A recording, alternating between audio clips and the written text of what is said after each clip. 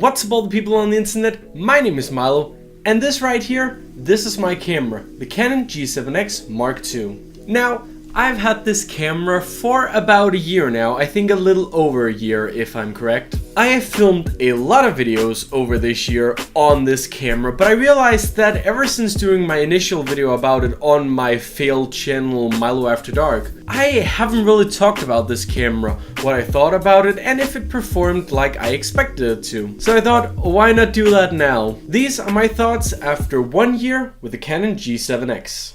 Now, what I have in this big thing here, this is actually my old camera. This is the, I forgot what it's called, the Canon ES600D, also known as the Rebel T3i outside of Europe. This, as you can tell, is a DSLR. I used to film on a DSLR and I did that ever since 2013, I believe. Can it still turn on? Yeah, it can still turn on. This up here, that's my new camera. What I'm filming with right now is actually my old camera, and it's your typical DSLR. However, the thing with this camera was that it didn't have autofocus. I had to use manual focus, and also it's a pretty heavy camera. Sure, I can see myself, I can do the whole like vlogging style, but this is about as far away from my face as I can get it. And it's a little bit heavy. I don't think my tripod, my Gorilla Pod, could carry this camera. I didn't used to do a lot of vlogging. Usually when I would film a video, I would just sit in my room and film it. So the whole idea of like walking around with the camera, I didn't really need that. However, as I got older, I started realizing that this was a very heavy camera. I didn't really take this everywhere I went. I wanted to take more pictures and do more things, but I never got around to it because I didn't want to bring this with me. So I decided that I wanted something that was smaller, more compact and easier to use. So that's why I got this. Especially also because a lot of the things that I actually did like last summer, a lot of that was filmed on this, my LG G4, my mobile phone. Now I'm not saying this is a bad camera, in fact the camera in this is pretty good. I have filmed a few videos with it. If you've seen some of my older stuff, you will have seen some of those videos. However, the thing is that, one, this is a phone. There is no image stabilization in this, and you want to have something that isn't your mobile phone if you do a lot of video. If you just do a little bit of video, it doesn't really matter, but if you do a lot of video and take a lot of pictures like I do, you want something that's dedicated to it. I spent a lot of time thinking about what I wanted, and I ended up with a Canon G7X. A lot of YouTubers have this camera, not that much anymore I've realized, but it used to be a very popular camera for vloggers. The Sony RX100 have kind of taken over that spot now, and I can see why. I can see some of the great things that that camera have that this camera may not have. But this has definitely been a very popular vlogging camera. I have used it for both. I have both used it for when I'm outside vlogging, when I'm doing all those things, but I've also used it for a video like this, where I just sit down and talk. This camera, when it comes to video, it's very much made for the whole like outside vlogging thing. That's what it works really great with. When I'm sitting like this, it has sometimes a little bit of trouble figuring out the autofocus. Like if you look at the background in some of the videos, like when I have this set up, you will notice that it sometimes struggles a little bit trying to find out like where it should focus. Now of course, yes, I could just set manual focus, but that would take a lot of time and I can't be bothered. The camera does have a lot of really cool like manual movie features, so if you are someone who knows your way around menus and everything and wants to have a little bit more control over your little camera, then this is pretty good for a camera like this. That's something that's a little bit harder to do with a phone. Also, there is the fact that this camera, while it weighs and carries around pretty much like a phone, it has a much bigger sensor, especially also a bigger sensor compared to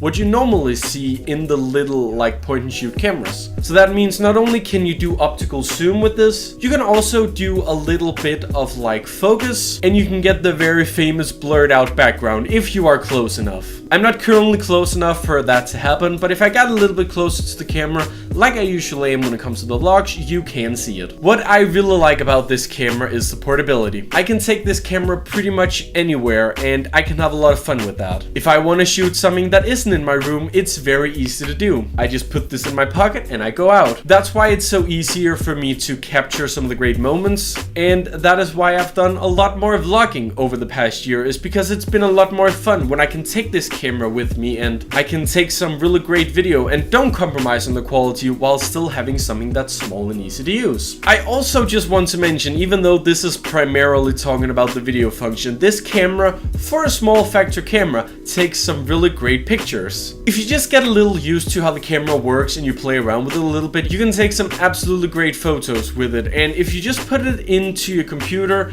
and do a little bit of color grading, you can get some amazing results. Let me actually show you some of the examples, some of my favorite pictures that I've taken with this camera. So all in all, when it comes to both taking pictures and doing vlogs, I've been very happy with this camera. However, here are the flaws. For one, when I'm doing videos like this, I use this. This is my condenser microphone, and the sound probably sounds very weird right now because I picked it up. Hello. But this is a microphone that I use because the microphone in this camera, it's not that great. It's an okay microphone, that's for sure, but it's not the best one. However, one thing that really sucks about this camera, which is definitely a problem on these like small compact cameras that people start using for vlogs. Can you see anywhere where you can place an external microphone? No, you can't. I would love to be able to put a microphone on top of this and be able to have some better audio when I'm out or when I'm sitting like this. Unfortunately, I can't do that. This camera does not support external microphones, and there is no place where you can put an external microphone. I mean, you can get around this. You can build some sort of rig where you can put like one of those like Zoom audio recorders on top, but at the end of the day, it removes the whole idea of this being a very easily portable camera, so I don't want to do that. Also, the image sometimes looks a little bit too sharp. I kind of already knew that before buying this camera, and I wasn't too afraid of it because I'd seen a lot of videos and felt like this camera does perform pretty well, and it does, under the right circumstances. There are a few things in terms of, especially how it does autofocus, that I wish were a little bit better. All in all, my final thoughts is that I've used this camera a lot, and while sometimes I can get a little bit annoyed at some of the things it does, a lot of the times there probably would be a fix if I just sat down and looked at it a little bit more. Also, there's a lot of things that can be fixed in post, like for example, when I'm recording videos like this, I can use a microphone like this, and then all of a sudden the whole thing with the audio doesn't feel as much of an issue. And I have also bought this, which is a little rig where I can put the camera there, I can put a microphone on here, and then I can just record the microphone using like an external audio recorder, and honestly it works pretty well for some of the bigger productions that I do. But the big question, if I was out shopping for cameras today, would I buy this camera? It sort of pains me to say this, but I don't think I would. Let me explain. I love this camera, and I've been very happy about it, and I've taken some great pictures, shot some great video, but right around the time where this camera came out, people really started talking about mirrorless cameras. I didn't know too much about it at this point, and I wish I would have waited just till like after Christmas before buying a new camera. Because here's the thing, I've learned a lot about like mirrorless cameras now, like for example the Sony A7, is that what it's called? I forget. This is one of those, like, it's a small camera. It's about half the size of this body, but it still has the interchangeable lenses. I didn't think I would miss being able to change lenses on my camera because this is the only lens that I had for this camera, but at the end of the day, I do sort of miss it. I wish I had a little bit more control over how the picture would be, and a mirrorless camera is still fairly small and compact and easier to vlog with. So if I was out shopping for cameras today, I would probably most likely go for a mirrorless camera with interchangeable lenses. However, that doesn't mean I don't like this camera. This camera is great to use, and I'm probably gonna use it for a long while. Mainly because I can't afford a new one, but that's another story. And I mean, there are still times where I film with my phone because it's what I have. I've definitely pushed this camera to the limits of what it can actually do, and I've used it for a lot of things that people wouldn't usually use a camera like this for, like for example my short film. After all, it performs pretty well, you get a pretty good picture, and it's good enough. It's maybe not the best of the best that I can get, but it's good enough, and that's how I want to end off this review. It's good enough. Milo 2017. Anyway, thanks so much for watching this video. Leave a like, and if you enjoyed, click subscribe button down below and hit the little notification bell if you want to make sure to see all my videos as soon as they come out. Thanks so much for watching, and I'll see you soon. Goodbye.